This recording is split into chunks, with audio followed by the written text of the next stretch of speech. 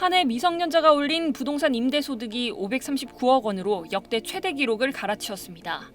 국세청이 김영진 더불어민주당 의원에 제출한 자료를 보면 2023년 귀속부동산 임대소득을 올린 만 18세 이하 미성년자는 3,313명, 임대소득 총액은 593억 7천만 원으로 1인당 1,760만 원꼴입니다. 연령별 부동산 임대소득을 보면 0세부터 6세까지는 311명으로 모두 45억 8,100만 원의 부동산 임대소득을 올렸습니다.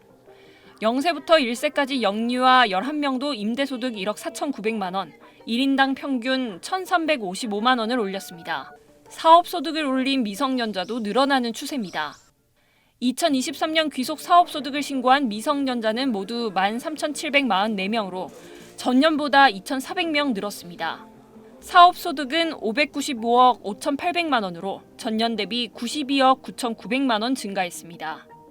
사업소득의 경우 13,744명 가운데 중고등학생이 1,619명으로 대부분을 차지했는데 이들이 올린 사업소득은 413억 200만 원입니다. 상속 증여세에 대한 미래 부담을 감안해 자산가들 위주로 미성년 자녀에 미리 물려주는 경향이 반영된 것으로 보입니다. 김영진 의원은 최근 조기 상속 증여 영향으로 미성년자 부동산 임대소득이 증가하고 있다며 사업소득의 경우도 실제 사업을 하지 않을 것으로 보이는 미취학 아동, 초등학생까지 소득을 내는 상황이라고 설명했습니다. 그러면서 정당한 납세 의무를 이행하지 않는 변칙 상속 증여와 관련해서는 국세청의 철저한 조사와 검증이 필요하다고 강조했습니다. SBS 박서경입니다. 뉴스브리핑 더보기 뉴블더입니다. 부유한 집에서 태어나는 걸 금수저라고 하고 요즘엔 금수저 여러 개에 해당할 만큼 부자라는 금국자라는 말까지 나왔는데요. 만 1살도 되기 전에 재산을 물려받은 금수저 아기들의 증여 현황이 공개됐습니다. 몇 명이 얼마나 받았을까요? 지난해 영세에게 이뤄진 증여는 총 734건, 액수는 671억 원이었습니다.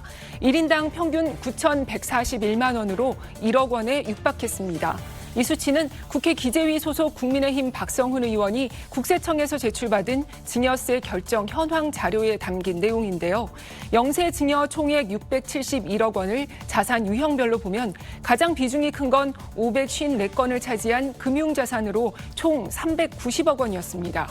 유가증권은 186억 원, 토지는 20건으로 26억 원, 건물이 12건으로 총 26억 원이었습니다. 지난해 영세 증여는 한 해 전보다 100건 가까이 증가해 액수가 56억 원 늘었는데요. 2020년 총 91억 원 규모였다가 코로나 이후 자산 가격이 상승하면서 함께 늘어나는 추세입니다.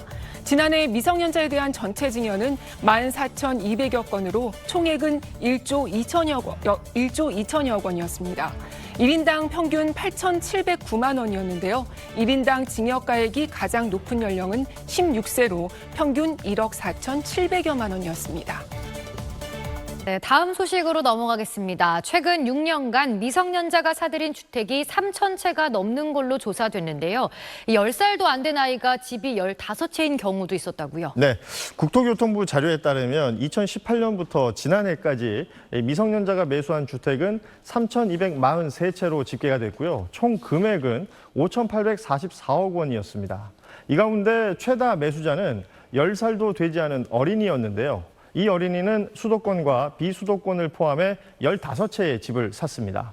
지역별로 보면 매매 건수는 경기도가 968건으로 가장 많았고 그 다음은 서울과 인천 순이었습니다. 따라서 이들이 부모 찬스를 이용해 자산을 대물림하거나 다주택자들이 미성년 자녀 명의로 주택을 구입한 것은 아닌지, 또 집을 구입하는 과정에서 불법 거래나 편법 증여가 없었는지 철저히 조사할 필요가 있다는 지적입니다.